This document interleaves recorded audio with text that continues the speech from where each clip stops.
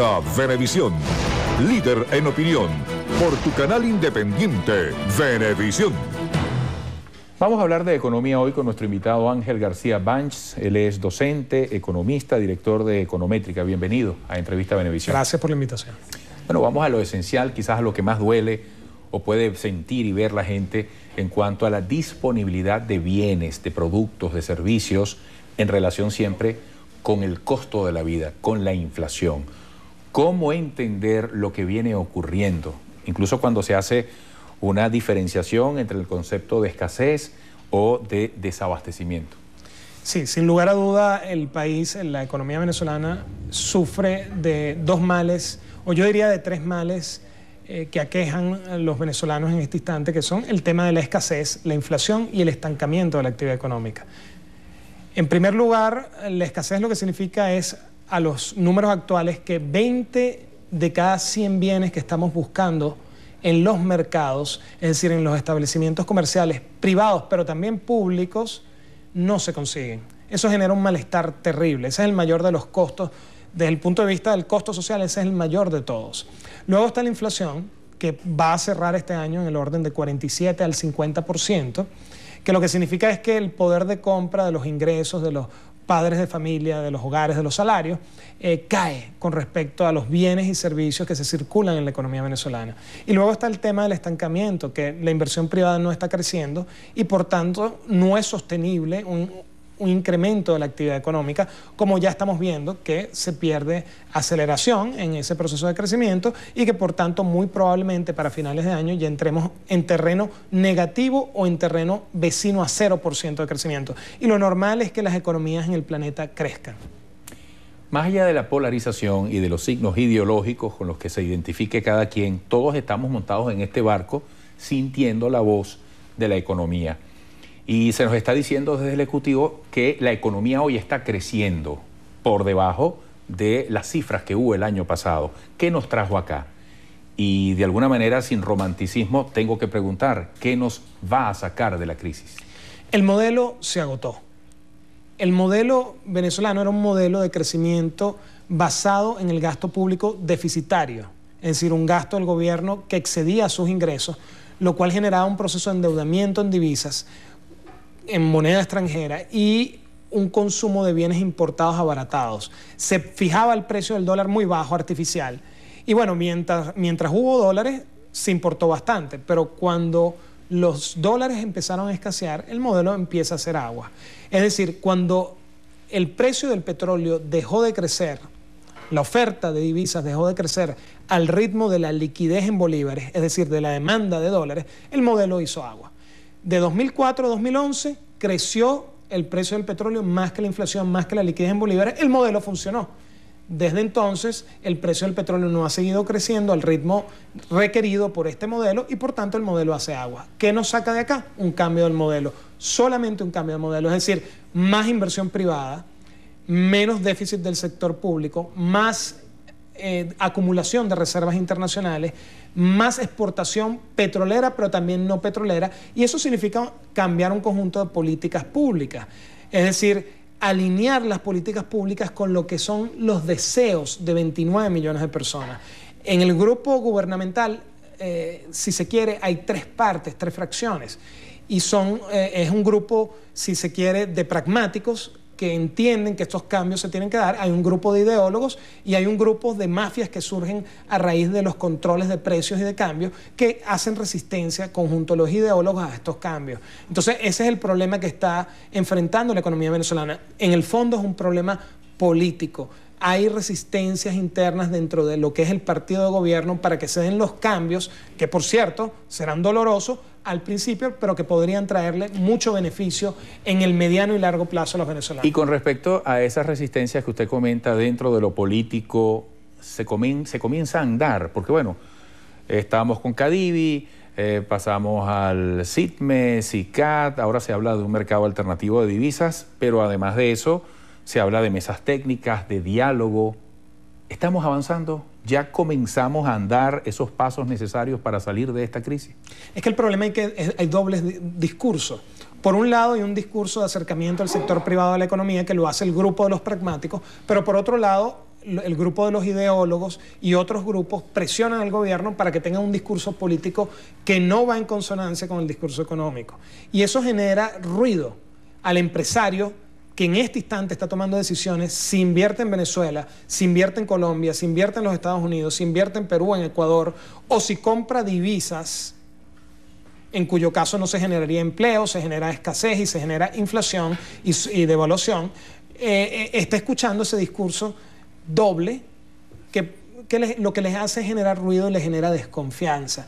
El problema de fondo es que hay que recuperar la confianza en las instituciones del Estado, confianza en las autoridades, para que el sector privado se sume al proceso de crecimiento. Es decir, que el crecimiento del gasto público venga acompañado de un crecimiento de la actividad privada. Es decir, la demanda que genera el sector público incrementando su gasto venga acompañado de un incremento de la producción privada que permita sustituir el producto importado, por un lado, pero por otro lado nos permita también exportar desde el sector privado de la economía para que este sector se independice de las divisas del Estado, por tanto del Estado, del gobierno y del partido que maneja las políticas públicas hoy día. Pero eso es lo que tiene en este momento una situación de debate interno, porque hay unas resistencias políticas, repito, muy importantes dentro del partido de gobierno. Usted ha hablado de escasez de divisas. China nos acaba de prestar, de dar un crédito de 5.000 millones de dólares. Como dirían los antiguos romanos, bueno, habrá que administrar eso como un buen padre de familia. ¿Qué debe pasar ahora y qué significa esta alianza? Yo quisiera un análisis integral en ese sentido con los chinos. Es muy sencillo. Estamos recibiendo un préstamo en dólares. Hay que pagarlo es con dólares. Es decir, si es dólares o moneda extranjera, hay que pagarlo con moneda extranjera. Así sea la moneda local china, el yuan.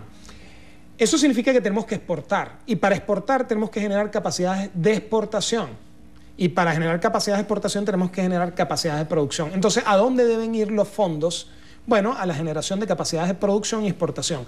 Pero ¿a dónde han ido los fondos del préstamo chino durante estos últimos 2 o 3 años? Ahí han ido al consumo abaratado de bienes importados y a la fuga de divisas, y no se ha convertido esos dineros en desarrollo y transformación. Es decir, en la generación de oportunidades para que el ciudadano de a pie que nos está escuchando en este instante se sienta incluido. ¿Incluido dónde? Incluido en los mercados, incluido en las empresas, incluido en las instituciones, de forma tal de que pueda participar cada vez más del producto social que genera la economía venezolana. Lo que tenemos hoy día son instituciones sumamente excluyentes, como el control de cambios. ¿El control de cambios qué significa? Hoy se genera, por ejemplo, escasez de papel toalé y Ángel García Banch, este servidor, no puede ir, por ejemplo, a un banco a cambiar sus depósitos en bolívares por depósitos en dólares para importar papel toalé, para resolverle a la sociedad venezolana el problema de la escasez de ese bien. Solamente un grupito que tiene acceso a las divisas de Cadivi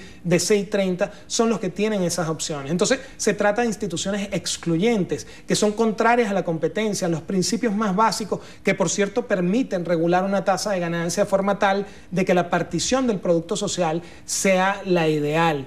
Hoy en día, cuando los venezolanos que nos están escuchando se sienten pobres, se sienten que tienen que lidiar con problemas de escasez, que el dinero no les alcanza, es porque en Venezuela existen unas instituciones excluyentes que no le permiten competir, que no les permiten tener acceso y participar de ese producto social.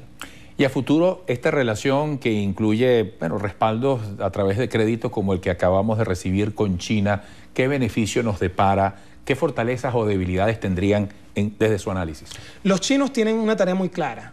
El problema de los chinos es buscar fuentes de acceso a las materias primas. Es la única forma de crecer. Ningún país crece sin petróleo, sin minerales, sin metales, sin materias primas. Ellos están jugando al juego de que Venezuela, así como el resto de los países a los cuales ellos financian, generen mayores capacidades productivas. Es decir, en el caso venezolano, muy puntualmente, produzcamos más petróleo. La idea de los chinos no es que los venezolanos dirijamos el producto que antes, petrolero, que antes enviábamos a los Estados Unidos, lo enviemos a China. Eso es un juego de guerra, que no es el que está jugando China. China lo que quiere es un juego de paz. Un juego de paz significa que los venezolanos produzcamos más petróleo para no tener que recortarle las entregas a los Estados Unidos y podamos enviarle a China, y China pueda crecer, y Estados Unidos pueda crecer, y Europa pueda crecer, y el planeta pueda crecer. Ellos están apostando a ese juego. El problema es que las autoridades en Venezuela, con los recursos del préstamo chino, no han hecho digamos, lo planteado. Es decir, han jugado un juego muy distinto, que es el de utilizar esos recursos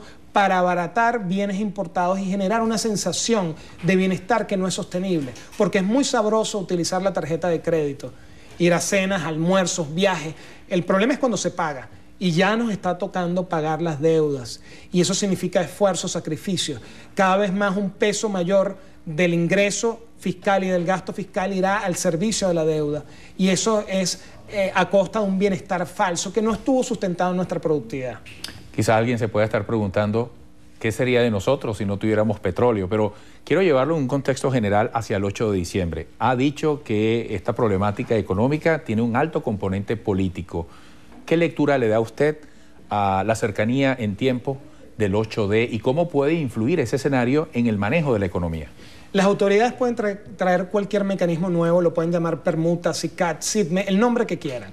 Pero al final de cuentas hay dos opciones. Las autoridades pueden devaluar antes de las elecciones o no devaluar. Si devalúan, contienen la escasez al reducir el consumo por hogar. Dado el producto escaso, rinde más entre el número de familias en la economía venezolana. Si no devalúan, que es lo más probable que ocurra, entonces la escasez va a seguir subiendo, tal y como las propias autoridades han venido pronosticando, porque han hablado de un colapso total que va a ocurrir en la economía venezolana, supuestamente por un complot del sector privado y de países extranjeros. Nada de eso es la realidad. La realidad es que las políticas públicas y el modelo económico ya fracasó y que debe ser cambiado. Eso es lo que están pidiendo a gritos 29 millones de personas que nos están escuchando, buena parte de ellos en este momento. Que se acabe la escasez, que se acabe la inflación, que tengamos oportunidades, instituciones incluyentes, para que la gente pueda salir de los ranchos y pueda salir hacia urbanizaciones con servicios públicos, es decir, no solamente con agua, luz, electricidad, sino también seguridad jurídica, seguridad personal, que la gente pueda disfrutar de una plaza pública, que la gente tenga liceos públicos donde pueda llevar a sus hijos para competir con los que salen de los colegios privados costosos, que la gente no tenga que llevar a sus hijos a un club, sino que lo pueda llevar, repito, a una plaza pública donde tenga el derecho de divertirse sanamente sin que su vida corra un riesgo. Eso es lo que está reclamando la gente. La gente lo que quiere es ser incluida, que cualquiera que sea el modelo se sienta incluida en un proceso de cambio, desarrollo y transformación del país. Bueno, ya para despedir, Twitter, ¿alguna forma para quien esté interesado en seguir sus análisis? @García Banch. Banch se escribe Barcelona, América, Nicaragua, Caracas, Honduras, Santiago. Es decir, termina en S. @García Banch y @Econométrica, que es la firma de la cual soy director.